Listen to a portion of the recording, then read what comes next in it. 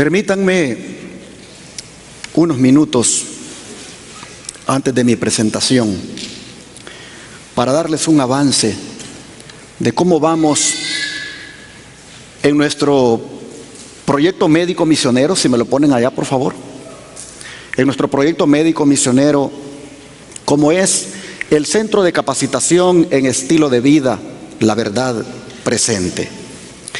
Y es que para esta semana, primero Dios, ya tendremos los planos que un arquitecto nos está haciendo completamente gratis, como les dije la vez pasada. En cuanto tengamos esos planos esta semana, se los daremos al ingeniero, que también va a ser completamente gratis los otros planos de lo que es el sistema séptico. Nos estamos ahorrando ahí en esos planos, hermanos, miles de dólares, miles. Yo creo que por lo menos nos estamos ahorrando unos 25,000 o 20,000 dólares ahí. Dios puso a esas personas. Solo me oyeron hablar desde aquí y dijeron: el Señor me ha puesto en mi corazón que tenemos que ayudarlo. Y yo digo: gloria a Dios. Así que esta semana, primero Dios, tendremos esos planos. Bueno, ese plano que el otro ingeniero necesita para hacer el de él, y luego en un futuro cercano, primero Dios, someterlos con la respectiva aplicación para el permiso a la oficina del Condado San Jacinto, que es el que tiene que otorgar ese permiso de construcción. El arquitecto me envió una propuesta de cómo él cree que debería verse ese centro, y es esta.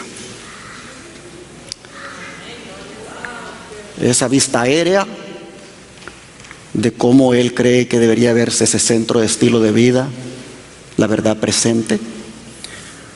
Una vista más cercana, prácticamente 5 cabañas de 2 cuartos cada uno a un lado y 5 cabañas de 2 cuartos cada una al otro lado. Prácticamente tendríamos allí unos 10 pacientes y unos 10 alumnos aprendiendo, estudiando. Al fondo tenemos lo que sería el centro de el edificio de usos múltiples, y se los acerco un poco más.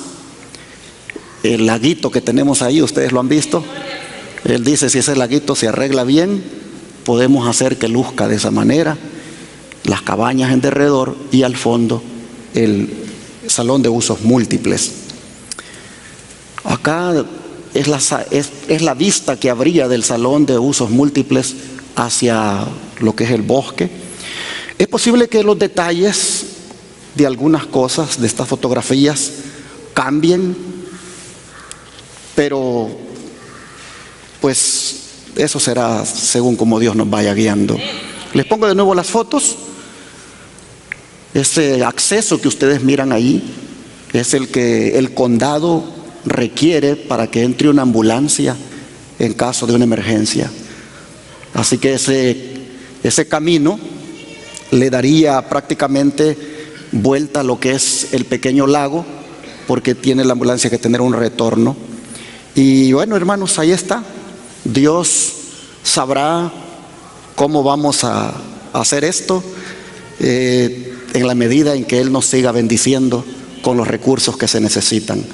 Recuerden que es en este lugar donde, como ya dije varias veces, vamos a atender gratuitamente a aquellas personas que lleguen allí preocupadas porque les han diagnosticado cáncer, porque están padeciendo de diabetes, hipertensión, esas enfermedades, hermanos, que tienen afligida a tanta gente, y que lleguen allí para ser atendidas con los remedios naturales completamente gratis.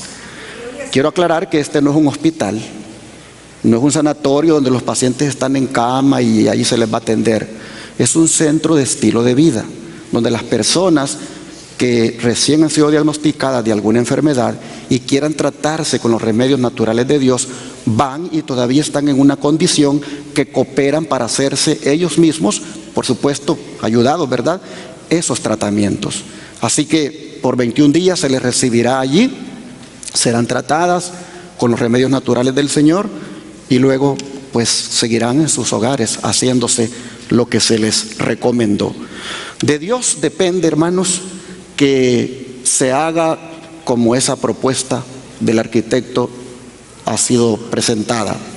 De Dios depende en la medida en que Él siga dando los recursos como lo ha hecho hasta ahora, por medio de sus hijos que siguen enviando diezmos, ofrendas y donaciones especiales a través de las siguientes plataformas que ya ustedes han escuchado, que siempre las promuevo, como es enviando cheques o money order a la dirección 214 Alpine CT, Alpine y luego CT, y la ciudad Irving, el estado Texas, 75060 el código postal.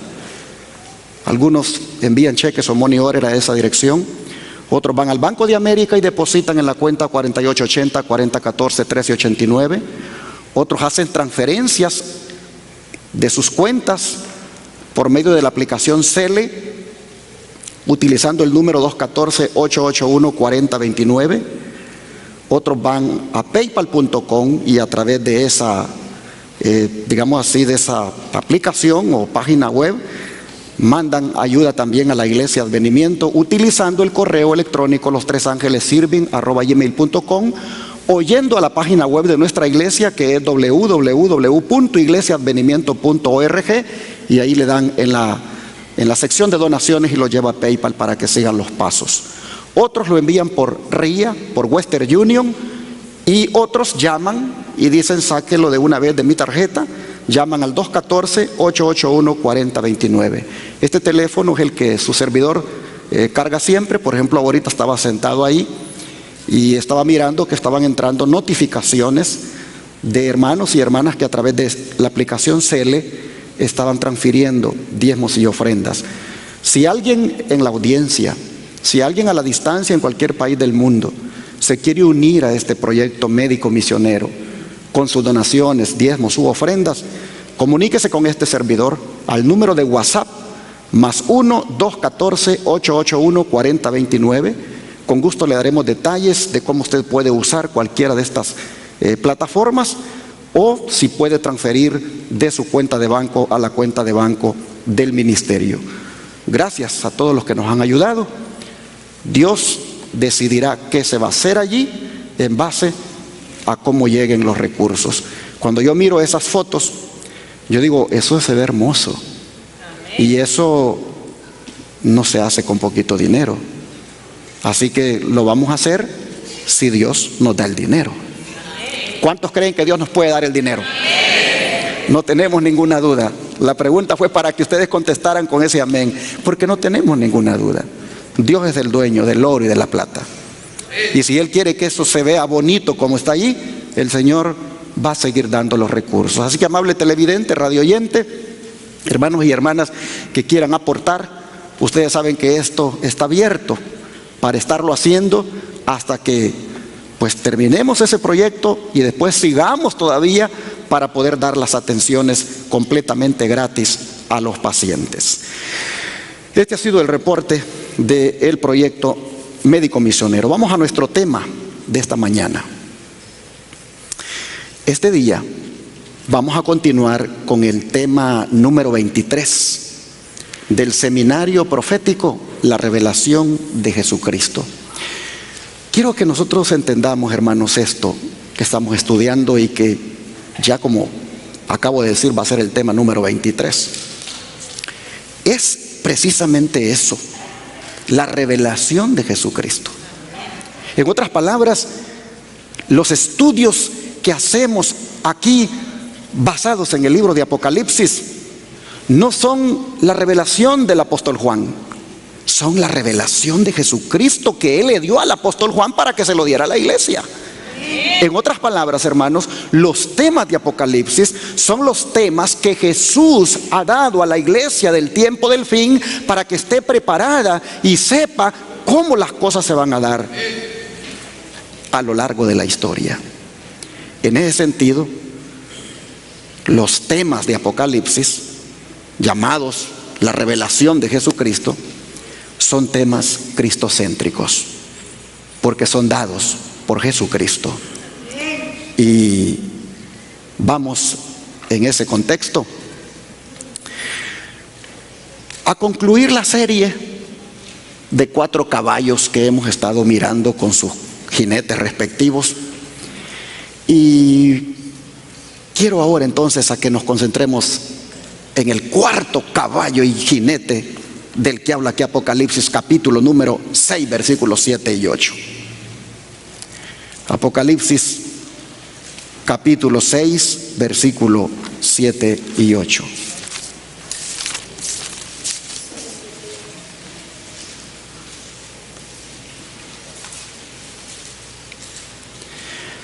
La palabra de Dios nos dice,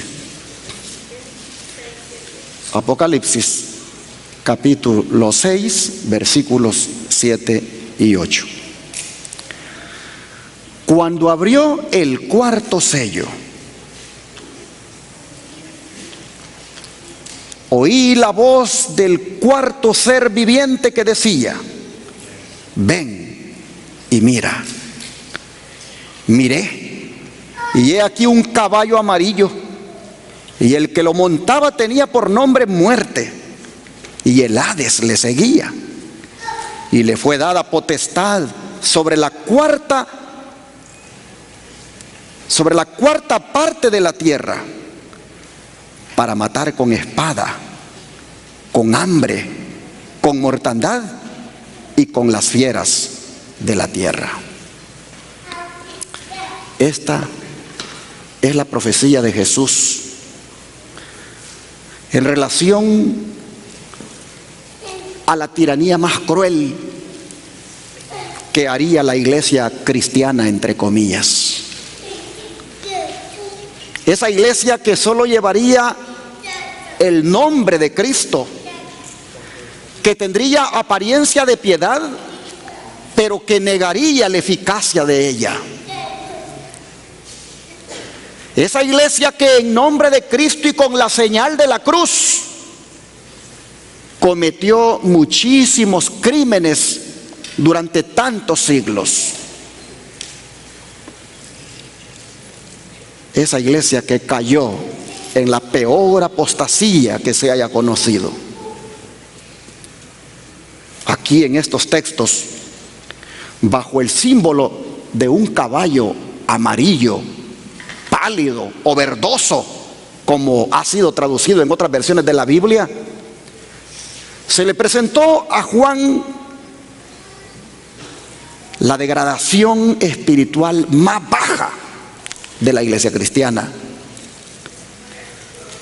Todo comenzó con un caballo blanco, símbolo de una iglesia pura, con un evangelio puro que fundó Jesucristo y que la lideró él mismo por medio de los apóstoles, y que tristemente fue usurpada por un caballo rojo que rechazó dicho evangelio puro, haciendo persecución contra los que lo aceptaban, dando por consiguiente a un hambre espiritual en la historia, simbolizada por ese caballo negro, hasta llegar a causar la muerte, simbolizada por el caballo amarillo que acabamos de leer en este relato. Y no nos detendríamos a analizar tanto estos símbolos, incluyendo el caballo pálido, verdoso o amarillo. No nos detendríamos tanto a analizarlo si no es porque Jesucristo lo ha revelado. Y a veces uno puede parecer repetitivo en lo que dice, pero esa no es una repetición humana, es una repetición del Señor. Cuando el Señor Jesús, hermanos, dice algo una vez, 2 veces, 3 veces y hasta 4 veces, es porque eso es algo importante que la iglesia debe entender. Miren ustedes, a Daniel para que la iglesia lo entendiera. Le revela el surgimiento de las potencias mundiales, el surgimiento de los reinos más poderosos de la tierra, culminando con el reino sempiterno de Cristo. Se lo muestra a Daniel una vez en el capítulo 2, pero luego se lo vuelve a repetir en el capítulo 7, solo que ahora con diferentes símbolos. Y luego se lo vuelve a repetir en el capítulo 8. ¿Por qué 3 veces? Porque cada vez él va enfatizando un punto que no se ha enfatizado en la anterior repetición. Y cuando venimos a Apocalipsis, nosotros miramos que en las 7 iglesias, en esa profecía de las 7 iglesias, ahí el Señor hace ver lo mismo que hemos estado viendo en el caballo blanco, lo mismo que ya vimos en el caballo rojo, lo mismo que ya vimos en el caballo negro y lo mismo que vamos a ver hoy del caballo amarillo. Nosotros vemos que se lo hace ver a Juan ahora en esa profecía de las 7 iglesias, pero ahora en la profecía de los 7 sellos, de la cual estos 4 caballos, cada una corresponde a los primeros 4 sellos. Nosotros vemos que se lo hace ver nuevamente con énfasis específicos. Y así, hermanos, nosotros miramos que lo vuelve a repetir en Apocalipsis 13 y en Apocalipsis 17 lo vuelve a repetir. ¿Por qué Jesús, un tema repetitivo que a muchos ni les gusta escuchar, que algunos hasta broma hacen de eso al decir solo papa, papa y papa, solo de papa hablan allí? ¿Por qué Jesús repite tanto algo, hermanos, que tiene que ver con ese sistema? ¿Por qué 1, 2, 3 y hasta 4 veces? Sin duda es porque ese es un tema importantísimo para el tiempo del fin, el cual la iglesia tiene que entender. Miren, hermanos, no nos detendríamos tanto a analizar estos símbolos, incluyendo este caballo amarillo, si no es porque hasta lágrimas se derramaron para que nosotros pudiéramos entenderlo. ¿Quién derramó lágrimas? Vamos a leerlo. Apocalipsis 5, versículos 1 al 7.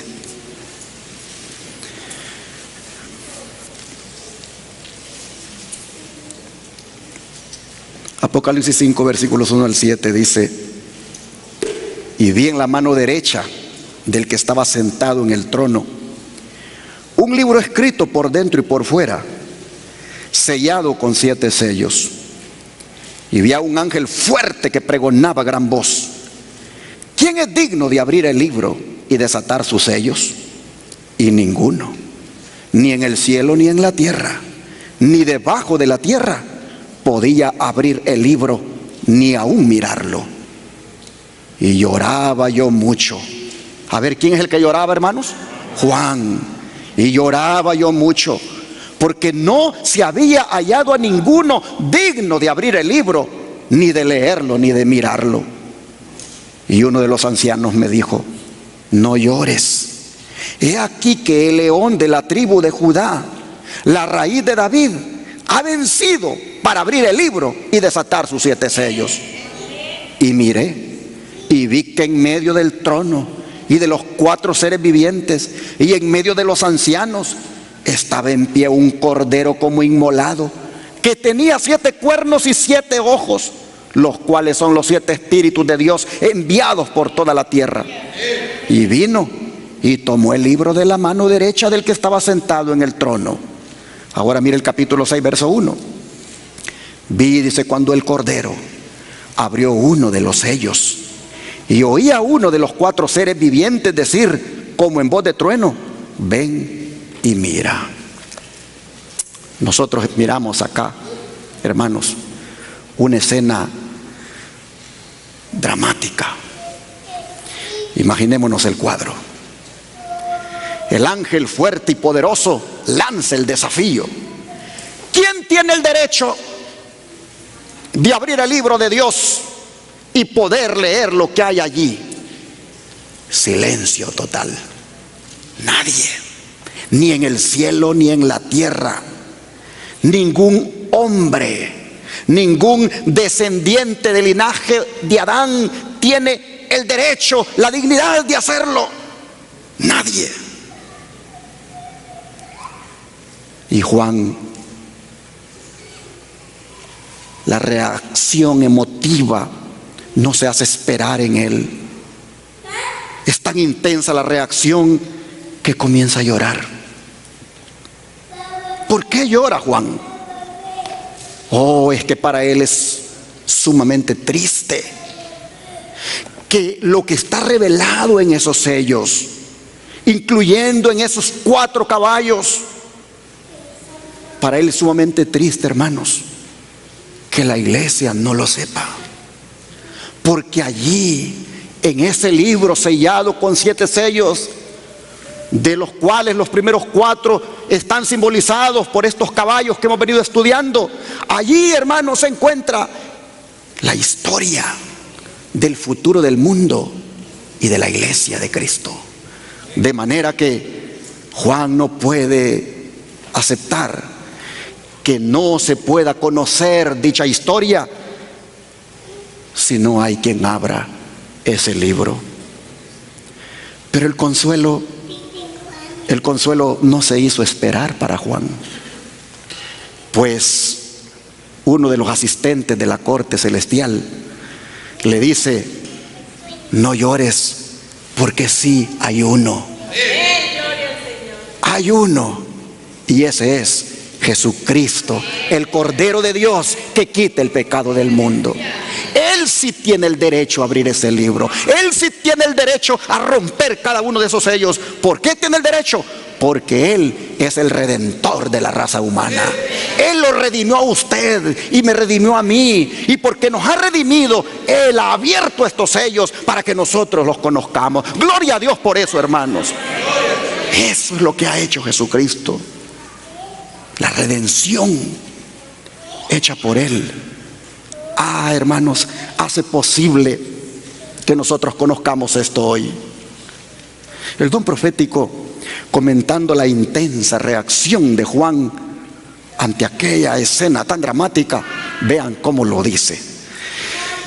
En el manuscrito liberado número 9, tomo página 7, dice: allí en su mano, dice, abierta, en la mano de Dios, el Padre, por supuesto, descansaba, dice, el libro, el rollo de la historia de las providencias divinas, la historia profética de naciones y de la iglesia.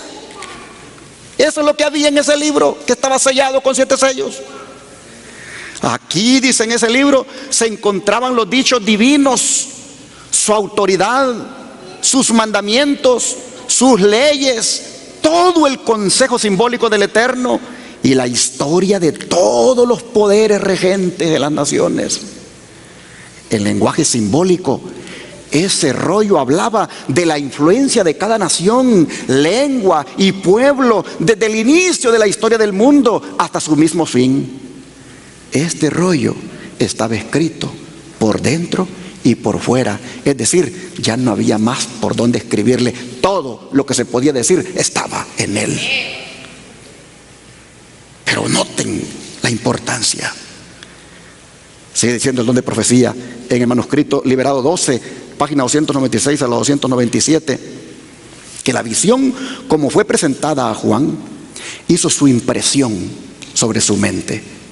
Juan estaba preocupado de la categórica incapacidad de cualquier ser humano o inteligencia angelical para leer las palabras o aún poder ver lo que allí había.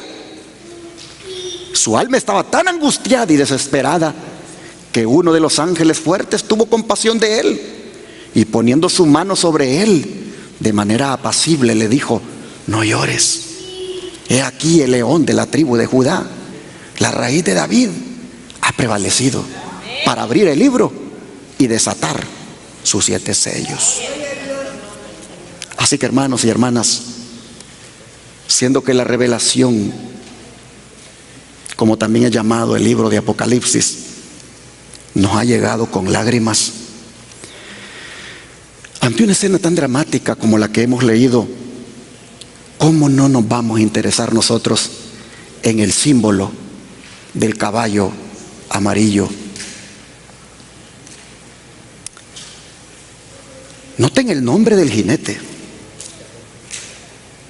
¿Cómo se llama el jinete que cabalga ese caballo?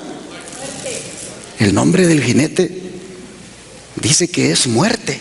Versículo 8. Miré, dice, y he aquí un caballo amarillo, y el que lo montaba tenía por nombre muerte. Interesante el nombre del jinete que monta el caballo. Muerte. ¿Quién le sigue? ¿Quién va detrás de él? Detrás de él va el Hades.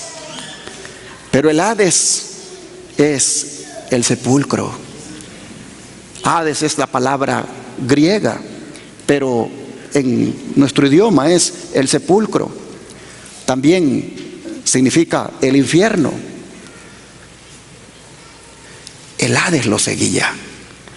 Es decir, mientras el jinete va dando muerte, el sepulcro va recogiendo los muertos. Hermanos y hermanas, pero qué forma de asesinarla de este jinete. ¿De qué manera lo hace? Lo hace, dice, número 1, con espada. Estoy en el verso 8, hermanos, del capítulo 6. Lo hace con espada. Número 2, con hambre. Número 3, con mortandad. Y número 4, con las fieras de la tierra. Y lo hace sobre la cuarta parte del planeta Tierra. Uno cuando ve esto se pregunta, ¿quién en la historia habrá hecho una cosa como esta? Porque este es un símbolo. Noten, hermanos, que lo que hace el jinete de matar de esas 4 formas, si ustedes se fijan en el verso 8, dice que él lo hace porque le fue dada potestad. En otras palabras, le fue dado ese poder para hacerlo. Le fue dada esa autoridad de poder hacer eso.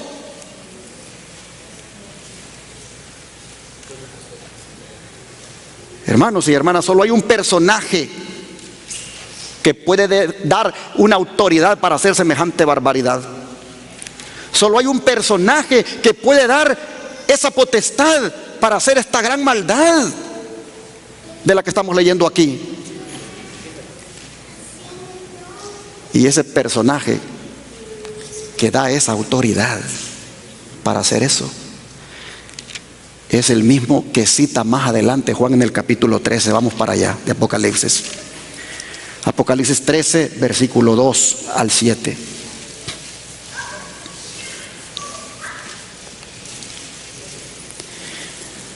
Dice: me paré sobre la arena del mar y vi subir del mar una bestia que tenía 7 cabezas y 10 cuernos, y en sus cuernos 10 diademas, y sobre sus cabezas un nombre blasfemo. Y la bestia que vi era semejante a un leopardo, y sus pies como de oso, y su boca como boca de león. Ahora pónganle atención a esto. Y el dragón le dio su poder y su trono y grande autoridad. Paremos acá.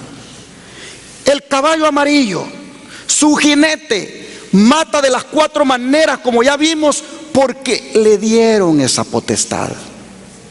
Y nosotros encontramos acá que hay una entidad simbolizada aquí por un animal, un leopardo, que le es dada poder y grande autoridad. Pero eso le es dado ¿por quién, hermanos? Por el dragón. Sigue diciendo: vi una de sus cabezas como herida de muerte, pero su herida mortal fue sanada, Y se maravilló toda la tierra en pos de la bestia. Y adoraron al dragón que había dado autoridad a la bestia. Y adoraron a la bestia diciendo: ¿quién como la bestia? ¿Y quién podrá luchar contra ella? También se le dio boca que hablaba grandes cosas y blasfemias. Y se le dio autoridad para actuar 42 meses. Si hacemos la operación matemática, son 1260 días, que equivalente a años proféticos, hermanos. Son 1260 años estos 42 meses.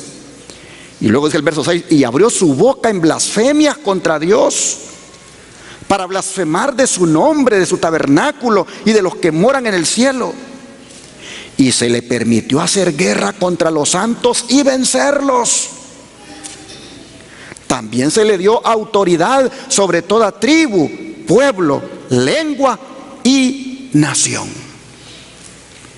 Hermanos y hermanas, como lo hemos estudiado en otros temas anteriores, ¿quién representa este dragón que le da el poder, la autoridad, la potestad a esta bestia semejante a un leopardo? ¿Quién representa este dragón, hermanos? Creo que todos sabemos que el dragón es símbolo de Satanás. Bueno, pero la bestia semejante a un leopardo, por estudios también que hemos hecho aquí debidamente documentados, sabemos que es el papado. Ese dragón no solamente representa al diablo, sino que también representa a Roma, por medio de quien el papado recibió la silla para sentarse como la autoridad del mundo, como el que haría todas las barbaridades que hemos leído acá. Hermanos y hermanas, el papado ha sido el único en la historia que ha hecho guerra contra los santos y los ha vencido. El papado ha sido el único en la historia que ha causado la muerte a tantos hijos de Dios, porque como vemos acá, Satanás le dio, dice, esa autoridad. De manera que el jinete del caballo amarillo es símbolo del papado, y el caballo, la iglesia apóstata, la cual él lidera. Yo le dije a Dios: Señor, ¿cómo yo puedo decir esto de una manera que lleve todo el tacto debido? ¿Cómo decirlo de una manera que no ofenda? Y le he orado a Dios para que me diga cómo. Y la verdad, hermanos, es que esta es la verdad y no puedo dejar de decirla. Como decía una hermanita aquí que estaba participando en el repaso de la lección, sí, decía ella, hay que ser prudentes, hay que tener tacto, pero la verdad también, dice ella, hay que decirla. Y esta iglesia, Dios la levantó para que le dijera la verdad al mundo. Aquí no engañamos a la gente, y la verdad, aunque duela, es la verdad. Hermanos y hermanas, nosotros miramos entonces que eso es lo que representa.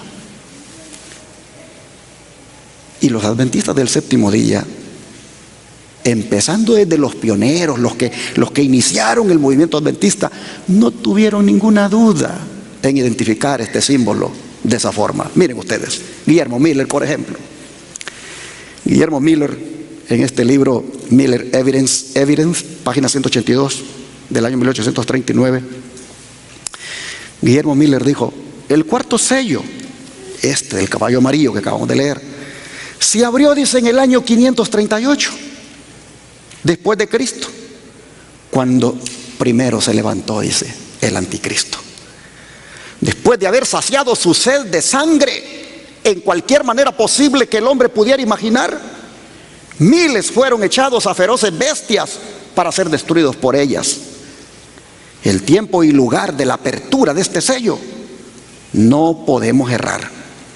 Tuvo que haber sido durante el reinado sangriento y perseguidor de la iglesia papal. Así, el precursor de los adventistas, el pionero que inicia el movimiento, identifica el cuarto sello, el caballo amarillo. Y el que lo secundó en esta interpretación fue el esposo de Elena White, Jaime White. Él dijo: el jinete del caballo pálido se llama muerte. El infierno, la tumba, lo siguió. Los símbolos bajo este sello denotan gran persecución y martirio de la iglesia. El periodo de este sello no se puede confundir. Debe haber sido durante el gobierno ilimitado, irreprensible, desenfrenado y perseguidor del papado. Desde aproximadamente el año 538 después de Cristo hasta el momento en que los reformadores comenzaron su trabajo de exponer las corrupciones del sistema papal. Así está escrito en la Review Herald, volumen 20, julio 8, 1862, página 44. Y mientras Jaime pues nos confirma lo que Guillermo Miller decía, de que es el papado realmente este símbolo del caballo amarillo, Uriah Smith, el editor de la Review Herald, la revista adventista, se espació más en la explicación del símbolo, diciendo: el color de este caballo es notable. Los colores de los caballos blanco, rojo y negro mencionados en los versículos anteriores son naturales, pero un color pálido no es natural. La palabra original denota el color pálido amarillento que se ve en las plantas marchitas o enfermizas. Este símbolo debe denotar un estado extraño de cosas en la iglesia profesa. Iglesia profesa es aquella que solo profesa llevar el nombre de Cristo, pero realmente actúa diferente. Pues este símbolo debe denotar, dice, un estado extraño de cosas en la iglesia profesa. El jinete de este caballo se llama muerte, y el infierno o la tumba lo sigue. La mortalidad es tan grande durante este periodo que parecería como si las pálidas naciones de los muertos hubieran venido a la tierra y siguieran la estela de este poder desolador. El periodo, dice, durante el cual se aplica este sello, difícilmente puede confundirse. Debe referirse al tiempo en el que el papado gobernó sin restricciones y persiguió, comenzando alrededor del año 538 después de Cristo, extendiéndose hasta el tiempo en que los reformadores comenzaron su trabajo de exponer las corrupciones de los sistemas papales. ¿Quiénes son esos reformadores? Martín Lutero, Juan Wycliffe, Melanchthon, el otro Ulrico Zwingli, y todos esos que salieron en esa época denunciando al papado como lo que era. Y sobre la declaración que dice: y le fue dado poder sobre la cuarta parte de la tierra, es decir, el poder personificado por la muerte sobre el caballo pálido, a saber, el papado. Por cuarta parte de la tierra se entiende sin duda el territorio sobre el cual este poder tenía jurisdicción.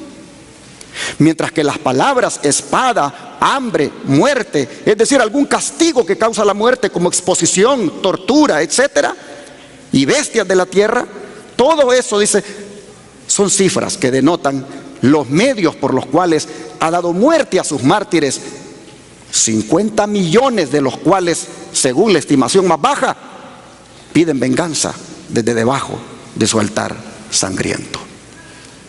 Uriah Smith lo dice en su libro Daniel y Revelaciones, en el capítulo Los 7 sellos, página 438. 50 millones.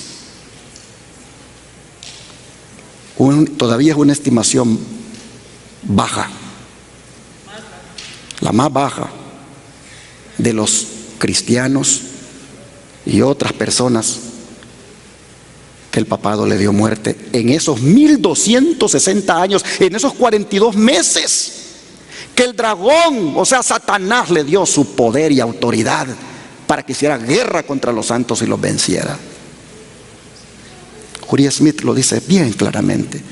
Pero un prominente y respetable pionero adventista como es A.T. Jones, no se queda atrás y dice: exactamente, dice, correspondiendo a la cuarta fase de la iglesia, en el curso de las 7 iglesias está el cuarto sello de la serie de los 7 sellos, y que esta se refiere a la matanza de los santos de Dios se aclara en el siguiente versículo que le sigue, aquel que está en Apocalipsis 6, 7 al 9, que dice: vi debajo del altar las almas de los que habían sido muertos por la palabra de Dios y por el testimonio que tenían.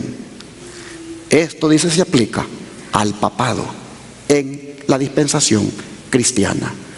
Alonzo T. Jones, en su libro Las grandes naciones de hoy, página 170 a la 183.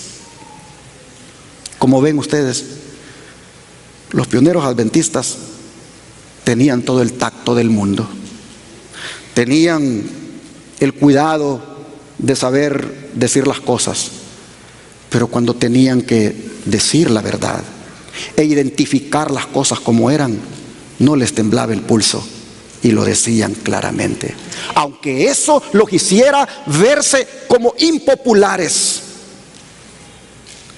Pero era su deber denunciar el poder apóstata que, desafiando a Dios, hacía las tremendas barbaridades que hemos leído. La hermana White, hablando de ese periodo, no se queda atrás de estos pioneros. Hablando de ese periodo cuando la iglesia cristiana, en su gran mayoría,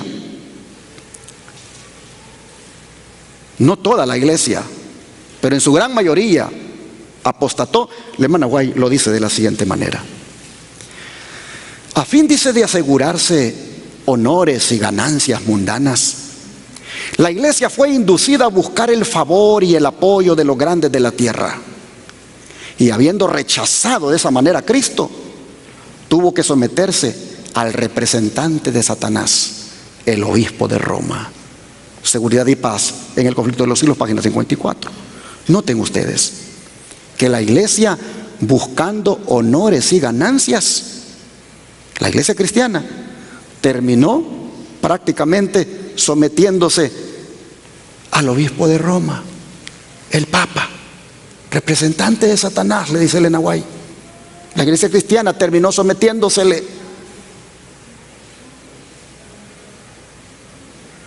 Y creo que es evidente ese sometimiento. Pero saben que al hacer esto la iglesia, de andar buscando honores y ganancias mundanas, terminar en esto, al hacer esto la iglesia se alejó de su modelo y fundador, Cristo Jesús. Se alejó de su modelo y fundador, quien, cuando el diablo le ofreció ganancias y honores, las rechazó tajantemente. Vamos a la Biblia, aquí al libro de Lucas, capítulo 4, versículos 5 al 8. Lucas capítulo 4, versículos 5 al 8.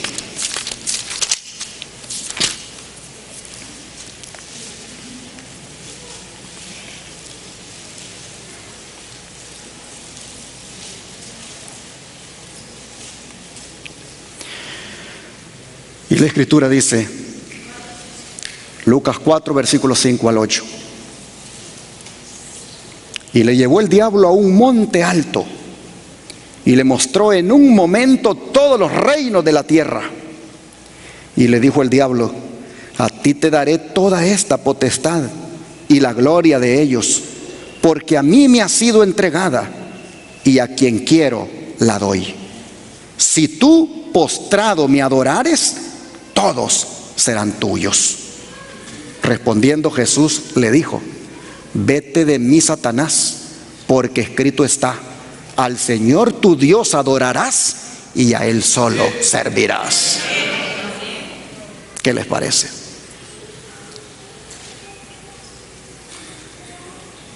La iglesia, al andar buscando las ganancias y los honores, el diablo se las dio. y sometida bajo el obispo de Roma. A partir de allí se declaró en una abierta apostasía. Qué diferente a Cristo, su fundador, quien cuando le ofrecían honores y ganancias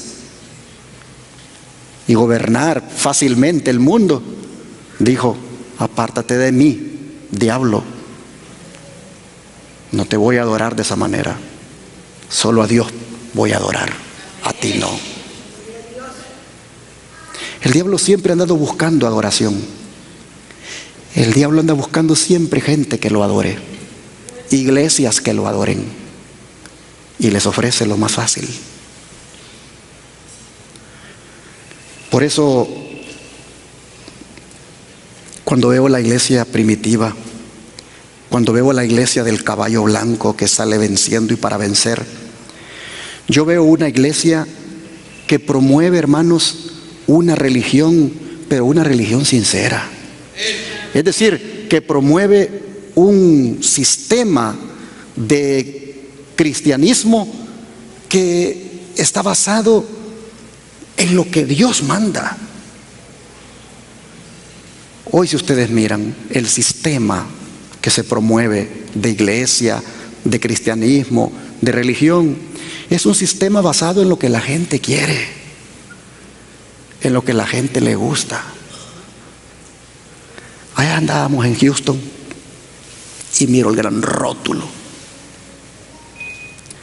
del pastor con la pastora, invitando a todos los transeúntes, a todos los que van ahí manejando, a que visiten su iglesia.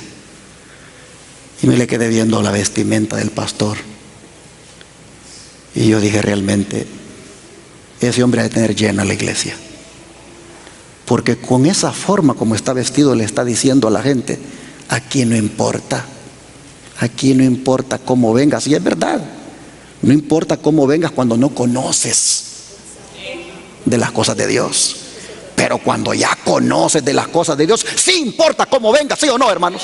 Sí importa.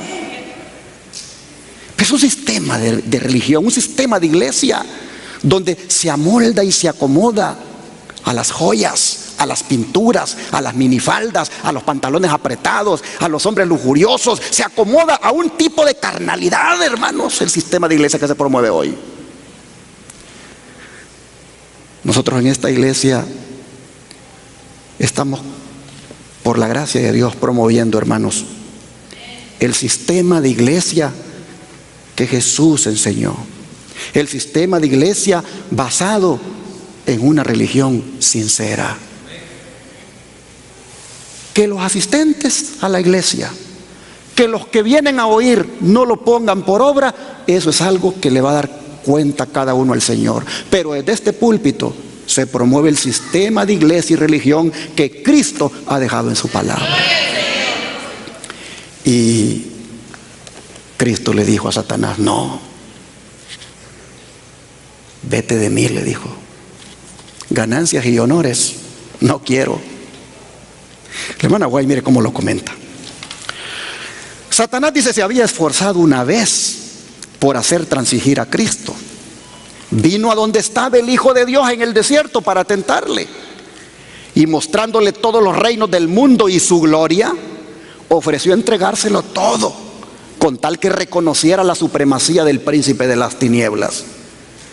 Cristo reprendió al presuntuoso tentador y lo obligó a marcharse. Pero al presentar las mismas tentaciones a los hombres, ¿qué sucede? Satanás obtiene más éxito. Conflicto de los Siglos, página 48. Hermanos y hermanas, acordémonos de Jesús cuando el enemigo nos tiente con la pintura, con la música mundana, con el ser infiel al matrimonio, a los votos matrimoniales.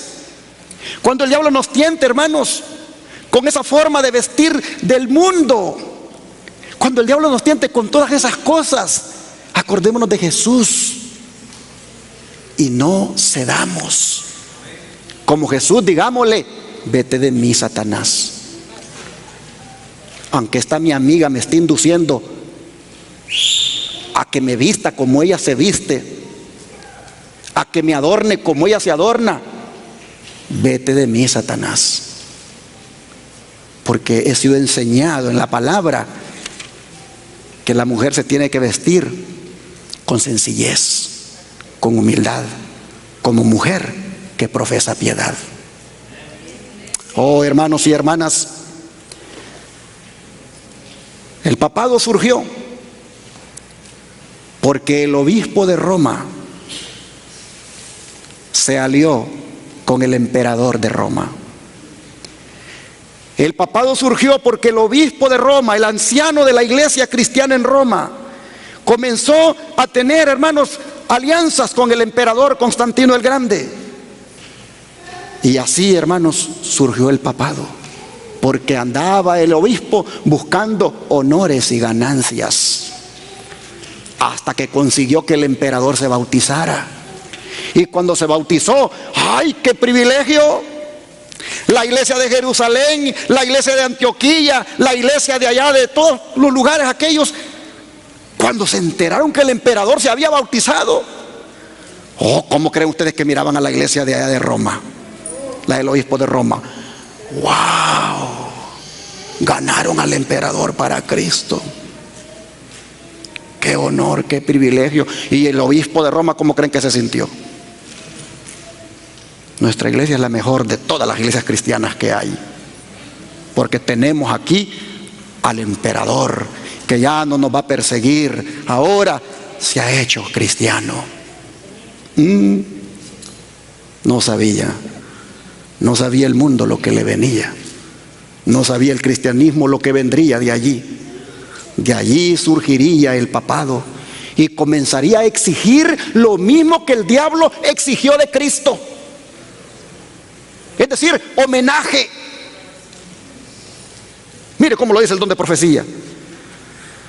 Una de las principales doctrinas del romanismo enseña que el Papa es cabeza visible de la Iglesia Universal de Cristo y que fue investido de suprema autoridad sobre los obispos y los pastores de todas las partes del mundo. Eso es lo que enseñan. Aún más dice el Papa, al Papa se le han dado los títulos propios de la divinidad. Se le ha titulado Señor Dios el Papa. Y se le ha declarado infalible, es decir, que no se equivoca para nada.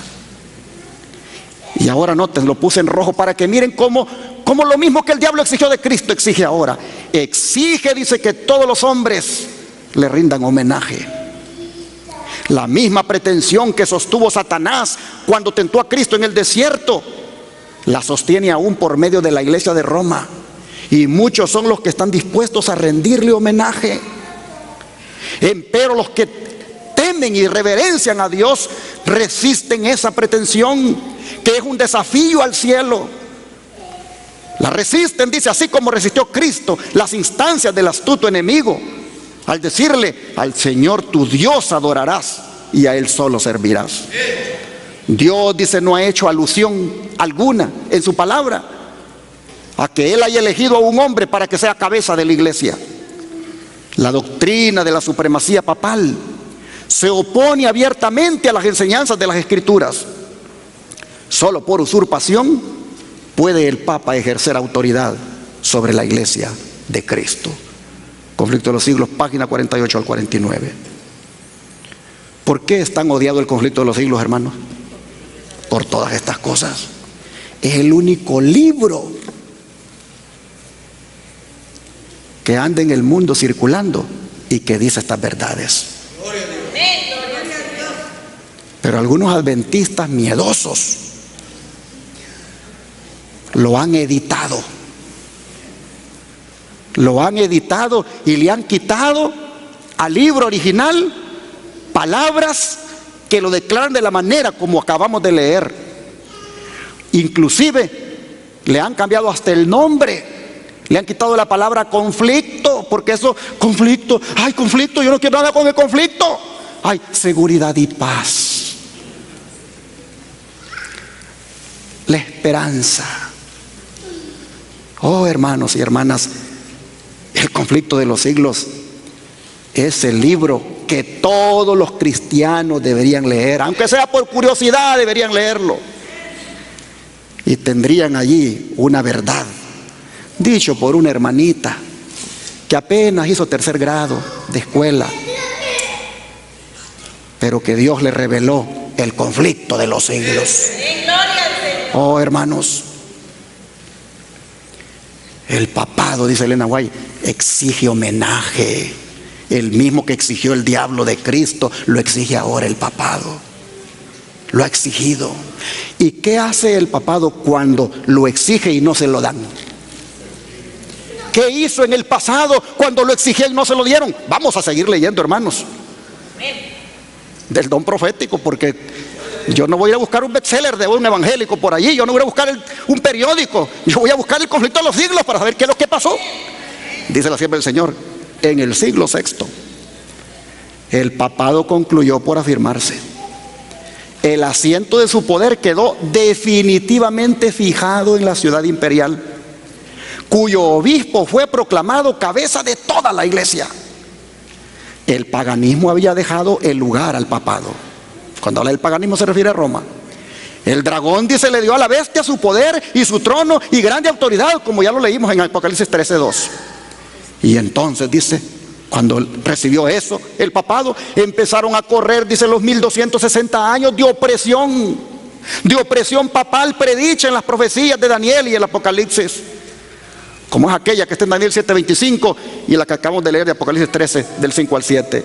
Los cristianos, dice, en ese tiempo, durante esos 42 meses que hemos leído, pero que son 1260 días, dice, se vieron obligados los cristianos a optar entre sacrificar su integridad y aceptar el culto y las ceremonias papales, o pasar la vida encerrados en los calabozos, o morir en el tormento, en la hoguera o bajo el hacha del verdugo. Entonces, dice, se cumplieron las palabras de Jesús cuando dijo: seréis entregados aún de vuestros padres y hermanos y parientes y amigos, y matarán a algunos de vosotros, y seréis aborrecidos de todos por causa de mi nombre. Dice Lucas 21, 16 y 17. La persecución, dice, se desencadenó sobre los fieles con furia jamás conocida hasta entonces, y el mundo vino a ser un campo de batalla. Por centenares de años, la iglesia de Cristo, la verdadera, no halló más refugio que en la reclusión y en la oscuridad. Pues el profeta dice en Apocalipsis 12:6 que la mujer, o sea, la iglesia de verdad, huyó al desierto, donde tiene lugar aparejado por Dios, para que allí la mantengan por 1260 días, que son proféticos y equivale a años. Pero noten, cuando exigió el homenaje y no se lo dieron, lo que vino fue la hoguera, lo que vino fue el tormento, lo que vino fue la tortura, la persecución por parte del papado. Y el diablo, cuando miró eso, se agradó, se puso contento. Pues vean lo que sigue diciendo el don de profecía, Primeros Escritos, página 211. Satanás se regocijaba por la caída de tantos, y entonces incitó a la iglesia caída a obligar a quienes querían conservar la pureza de su religión a que accedieran a sus ceremonias y al culto de las imágenes, o recibirían la muerte. Los fuegos de la persecución se encendieron nuevamente contra la verdadera iglesia de Cristo, y millones fueron muertos sin misericordia. Primeros Escritos, página 211. ¿Y a través de qué le dio muerte el papado a todos aquellos que no le rindieron homenaje? Como los albigenses, los valdenses y todos aquellos cristianos que en la Edad Media escogieron ser leales a Dios solamente. Oh, ¿qué método? ¿A través de qué la iglesia se encargó? La iglesia papal, ¿a través de qué método se encargó? De darle persecución a los que no le rendían homenaje. Bueno, sigue diciendo el don de profecía, que en el siglo XIII se estableció la más terrible de las maquinaciones del papado, la que se llamaba ¿cómo? La Inquisición. El príncipe de las tinieblas obró de acuerdo con los jefes de la jerarquía papal. En sus concilios secretos, Satanás y sus ángeles gobernaron los espíritus de los hombres perversos, mientras que invisible acampaba entre ellos un ángel de Dios que llevaba apunte de sus malvados decretos y escribía la historia de hechos por demás horrorosos para ser presentados a la vista de los hombres. Este fue el tiempo, dice, cuando Babilonia la Grande fue embriagada de la sangre de los santos. Los cuerpos mutilados de millones de mártires clamaban a Dios venganza contra aquel poder apóstata. Y así le ponen seguridad y paz en el conflicto de los siglos, página 64. Pero hablando de esa inquisición que utilizó el papado, quiero que miren estas fotografías.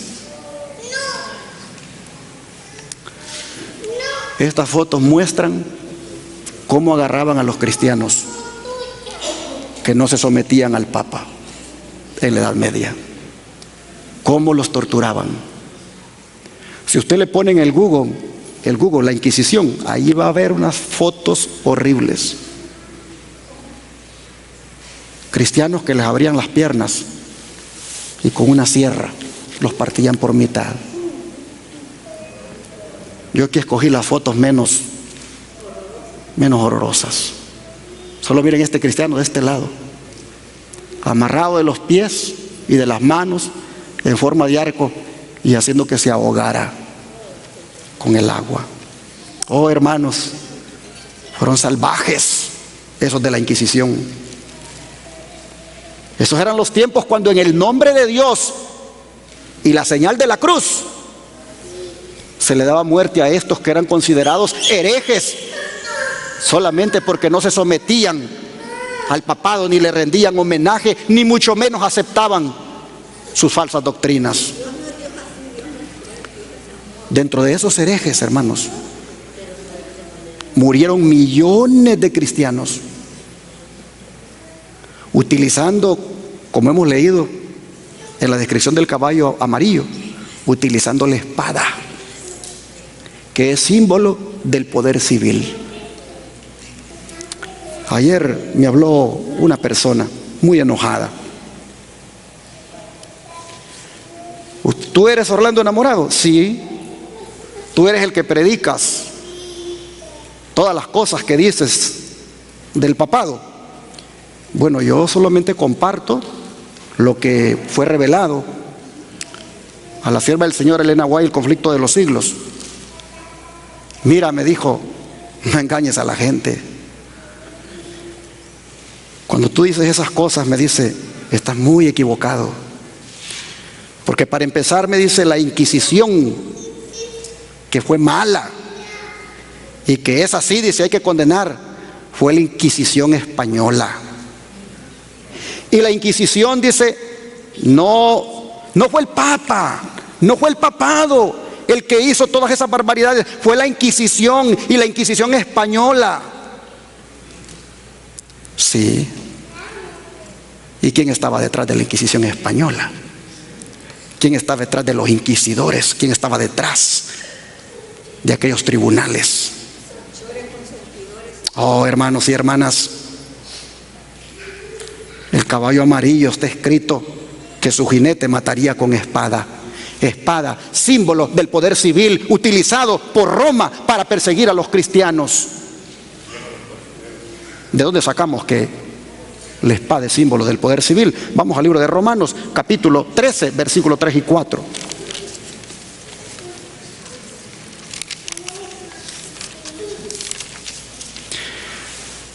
Romanos capítulo 13, versículos 3 y 4. Dice el apóstol Pablo lo siguiente: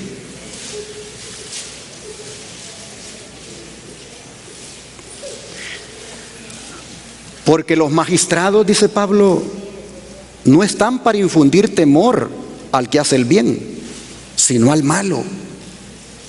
¿Quieres pues no temer la autoridad? Haz lo bueno y tendrás alabanza de ella, porque es servidor de Dios para tu bien.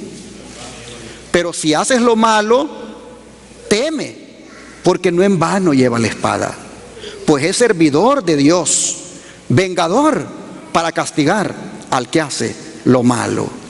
Noten que el magistrado, es decir, la autoridad civil, lleva la espada para poner, digámoslo así, en su lugar a aquel que hace lo malo. El caballo amarillo, su jinete, mató con espada, es decir, utilizó al poder civil para que a través de la Inquisición, a través de esos tribunales, se sometiera a los cristianos, a todos los que no se doblegaban a ese sistema apóstata, se les sometiera a interrogatorios bajo torturamientos horribles hasta darles la muerte. Hermanos y hermanas, las autoridades, sí, es verdad, Dios las ha establecido, pero las ha establecido para que no permitan que su pueblo sea oprimido por la envidia y los celos de los que menosprecian la ley de Dios. Pero cuando estas autoridades se unen con los religiosos, oh hermanos, se olvidan de ese principio y se convierten en el brazo armado de la iglesia para causar opresión, y lo peor de todo es que lo hacen en el nombre de Dios. Sin duda, Jesús tuvo en mente todo esto cuando anticipadamente dijo allá en el Evangelio de Juan capítulo 16, versículo 2 lo siguiente.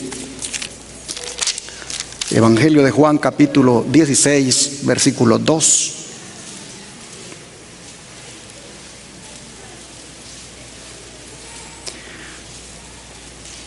Os expulsarán de las sinagogas, y aún viene la hora cuando cualquiera que os mate, pensará que rinde servicio a Dios. Versículo 3. Y harán esto porque no conocen al Padre ni a mí. Mas os he dicho estas cosas para que cuando llegue la hora os acordéis de que ya os lo había dicho. Viene en tiempo, dijo Jesús, cuando cualquiera que os mate pensará que está rindiendo servicio a Dios. El papado y todos sus sacerdotes pensaba que le estaba sirviendo a Dios al darle muerte a través de la Inquisición a millones. Jesús dijo: se los digo desde ya, para que cuando llegue ese día se acuerden que ya se los había dicho y no se vayan a sorprender. Sin duda, hermanos, esto es lo que tenía en mente Pablo también, cuando dijo en 2 Timoteo capítulo 3 verso 12 lo siguiente. 2 Timoteo capítulo 3 verso 12.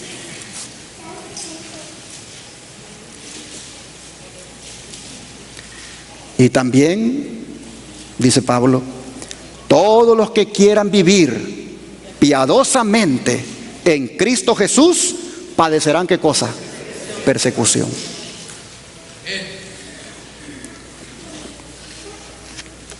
Hoy no se predica de estas cosas. Hoy se predica de un evangelio así, light, prosperidad, amor. No asusten a la iglesia con esto de que los que quieran vivir piadosamente padecerán persecución. No hablen de estos textos que Jesús dice: cualquiera que os mate va a pensar que está sirviendo a Dios cuando lo haga. Se los digo desde ya. Mis hermanos, cuando Juan miraba ese caballo amarillo que salía al quitar el cuarto sello, Juan veía lo que le venía a la iglesia. Jesús le mostraba la degradación más profunda, la apostasía más baja en la cual la iglesia cristiana caería cuando la liderara este sistema. Todos los que quieran vivir piadosamente, es decir, haciendo lo recto delante de Dios, siendo obedientes, respetando sus santos mandamientos, viviéndolos de una manera en su vida práctica, todos, dice, los que lo hagan padecerán persecución. Cuando yo estaba viendo las fotos estas, me puse a pensar, ¿y qué tal si yo fuera uno de ellos? Porque estos fuegos de la persecución se van a volver a encender. Esto que estamos mirando aquí, hermanos, esto se va a repetir. Y yo a veces me pregunto, ¿está usted preparado o yo para pasar por esa experiencia? Miren, hermanos, seamos honestos. A veces solo de pensarlo causa temor. Pero como dice el himno que vamos a entonar más adelante, dice: no te dé temor morir por Cristo.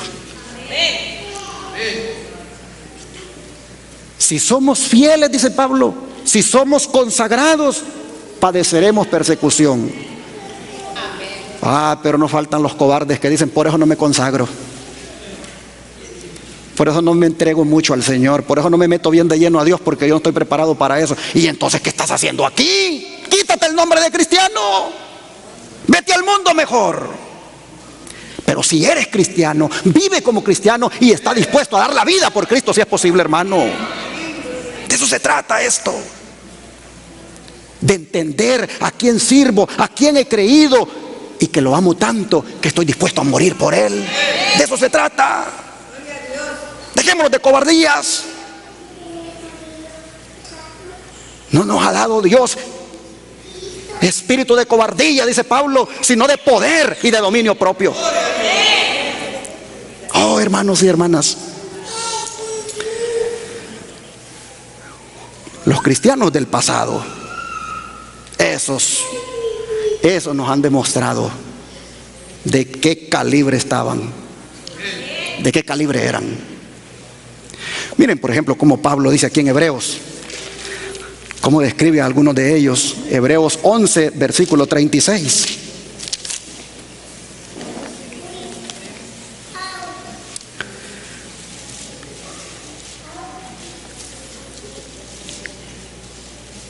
Versículo 36.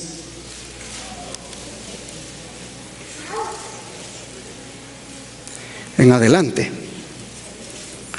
Dice Pablo: otros experimentaron vituperios y azotes, y además de esto, prisiones y cárceles. Versículo 37. Fueron apedreados, aserrados, puestos a prueba, muertos a filo de espada. Anduvieron de acá para allá cubiertos de pieles de ovejas y de cabras, pobres, angustiados, maltratados, de los cuales el mundo no era digno, errando por los desiertos, por los montes, por las cuevas y por las cavernas de la tierra. Hermanos y hermanas, así se la pasaron los valdenses, así se la pasaron los albigenses. En esa época de la Edad Media, así se la pasó la iglesia. Algunos que fueron agarrados fueron aserrados. Y esto, hermanos, se va a volver a repetir. De manera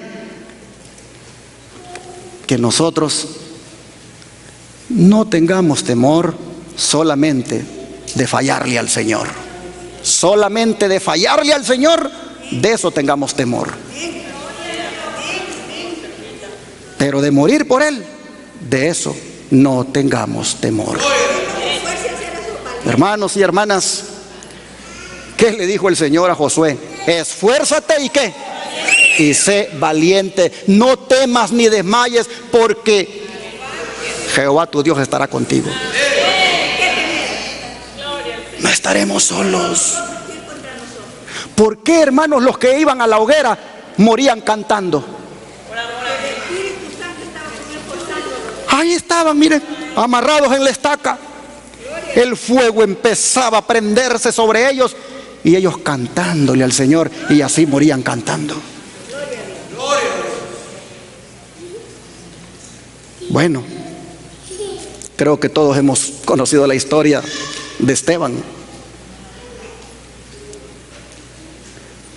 Esteban, hermanos, murió Y cuando murió dijo estas palabras: veo los cielos abiertos y al Hijo del Hombre que está a la diestra de Dios. Mientras las piedras caían sobre él, mientras lo mataban a pedradas, él miraba los cielos abiertos y miraba allí a Jesús que estaba sentado a la diestra de Dios. Eso lo sostuvo. Mientras las piedras caían sobre él, a Esteban lo sostenía mirar a Cristo que estaba sentado a la diestra de Dios. De manera que para cerrar esta mañana, yo quisiera, hermanos, decirles que este caballo amarillo, verdoso o pálido que mató con la espada, con el hambre a través de las torturas, con la mortandad causada por medio de los autos de fe, con las fieras. Oh, hermanos y hermanas, quiero terminar diciéndoles que no le tengamos miedo a ese sistema si vuelve nuevamente a utilizar los mismos métodos. Que sin duda va a utilizar métodos terribles, sí lo sabemos, pero que no le tengamos miedo, porque si nos tocara morir, consolémonos con las siguientes palabras con las cuales voy a terminar este sermón, y son las que se encuentran en Apocalipsis 1, versículo 17 al 18. Apocalipsis 1, versículo 17 al 18.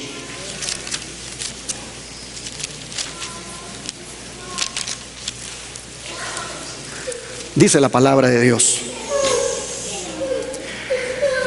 cuando le vi, caí como muerto a sus pies. Y él puso su diestra sobre mí, diciéndome: no temas, yo soy el primero y el último, y el que vivo y estuve muerto. Mas he aquí que vivo por los siglos de los siglos. Amén. Y tengo las llaves de la muerte y del Hades. El caballo amarillo, su jinete se llama ¿cómo? Muerte. Y quien le sigue se llama ¿cómo? Hades. Dice Cristo: no le tengan miedo. No le tengan miedo, porque yo tengo la llave de la muerte y del Hades. En otras palabras, el sepulcro a donde vayas, yo lo voy a abrir. Cuando con voz de trompeta, con voz de arcángel, yo hable, dice Cristo, los muertos en Cristo resucitarán primero. Yo tengo las llaves de la muerte y del sepulcro. Así que, hermanos, seamos fieles y valientes a Jesucristo hasta el tiempo que nos toque vivir o morir. Que Dios bendiga su palabra. Mi Dios me sostendrá, su mano nos sostendrá, y primero Dios, Él nos dará su fuerza para soportar. No nos dé temor sufrir, ni mucho menos morir por Él. Vamos a pedirle a Él que nos ayude de rodillas, orando.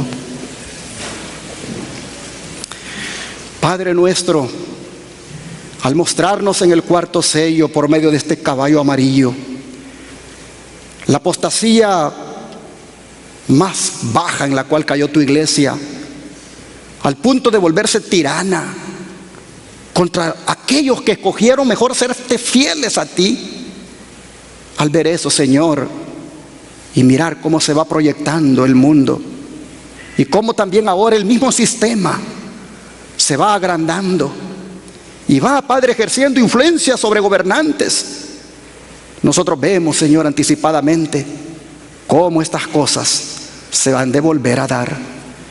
Pero es allí, Señor, donde nosotros ahora caemos de rodillas para decirte: ayúdanos, Señor, a no fallarte. Ayúdanos a serte fieles. Ayúdanos a permanecer del lado de la verdad. Ayúdanos, Señor, a no claudicar. Ayúdanos a no negarte. Padre, te rogamos que si nos ha de tocar sufrir o aún morir, que lo hagamos con gozo y con paz, porque tú nos vas a acompañar. Solo te pedimos, Señor, que estrechemos más nuestra relación contigo, que profundicemos más nuestra relación contigo, que cerremos filas en torno a ti, de manera, Padre, que seamos de ese remanente fiel que finalmente entrará por las puertas eternas. Te lo rogamos en el nombre de Jesús. Amén.